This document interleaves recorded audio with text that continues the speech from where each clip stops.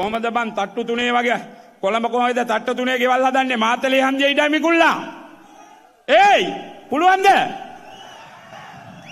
නැගිටලා කියපල්ලා බං අනුරාධපුරේ පුළුවන්ද මාතලේ හන්දියේ ඉඩ මිකුල්ලා තට්ටු තුනේ ගෙවල් හදන්න ඉපදුනේ මහා දුක්කම් කඩළු මැද ඉපදුණු වෙලාවේදී දුක් විඳා නොයෙකුත් බාධක මැද අදත් මට ගහනවා Facebook වලින් මං ඒව ගණන් ගන්න නෑ මිත්‍රවරුනි මං වගේම තමයි ඉන්දියාවේ නරේන්ද්‍ර මෝදි කෝච්චියේ තේ වික්කා ප්‍රේමදාස කෙසෙල්වත් ලැබරි වික්කා මම කෝච්චියේ වඩේ වික්කා ප්‍රේමදාස මේ රටේ ජනාධිපතිතුමා ඉන්දියාවේ මෝදි මුළු රටේම තුන් පාරක් අගමැති වුණා එනිසා චාමර සම්පත්ත ඒක ප්‍රශ්නයක් නෑ ඒක නිසා චාමර සම්පත් කියන චරිතය ගහලා බිම දාන්න පුළුවන් මිනිහෙක් නෙවෙයි.